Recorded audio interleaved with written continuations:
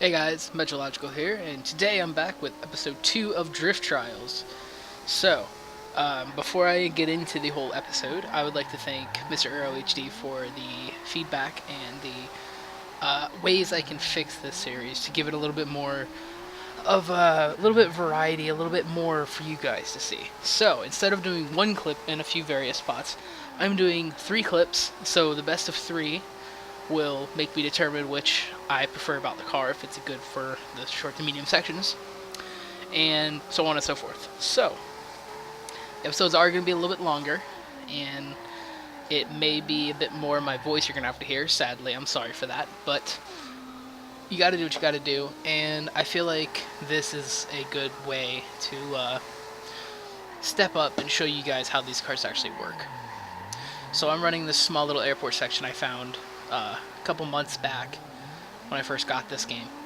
And this is made for like a lower horsepower car, which is what I'm driving. I'm in a 500 horsepower Nissan GTR R32, rear-wheel drive swapped, and it's got the stock RB in it.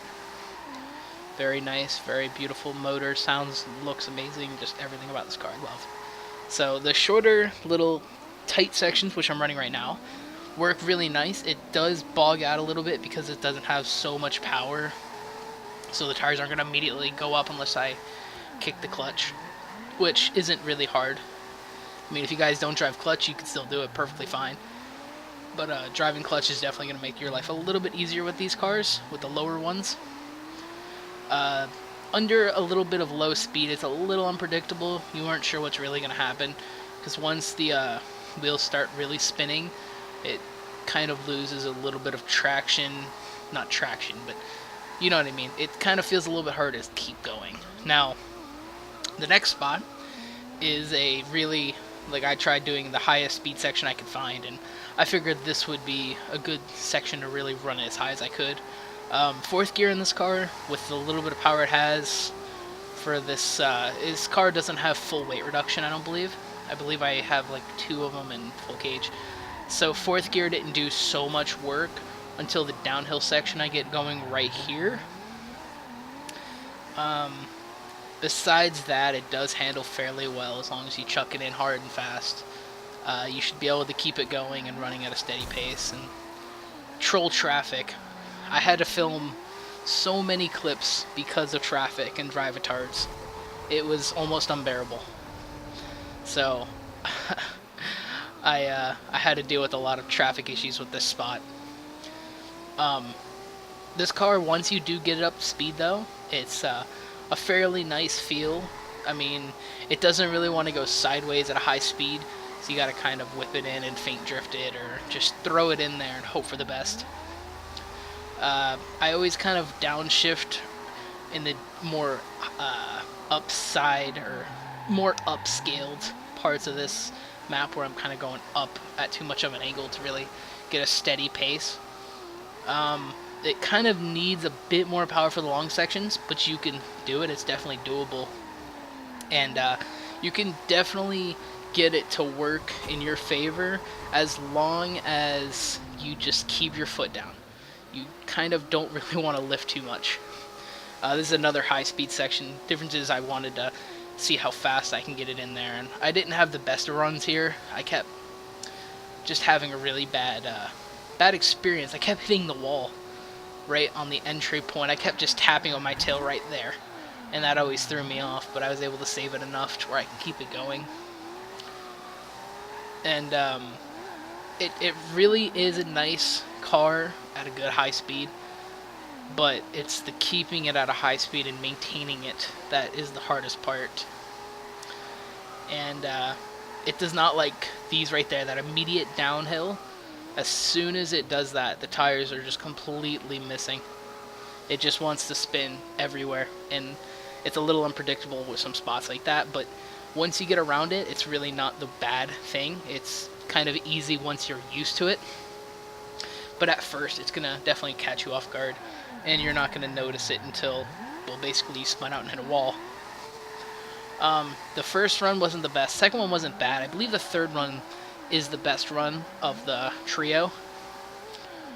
I might be mistaken and I'm completely wrong, but I don't know. But I believe that I did good and fairly well with what I have. So, yeah. Um, I am hoping that I can get these sections a little bit more down packed for you guys, preferably in a more variety, so you guys can understand how the car works and all the varieties. I'm gonna look for more sections that kind of fit the trialing part of the drift car, you know. So hopefully I can get that to work for you guys. If not, well, you know, bad on me, right? But the car definitely works really nice, and it's a very enjoyable car to drive. So the GTR definitely works fairly nice.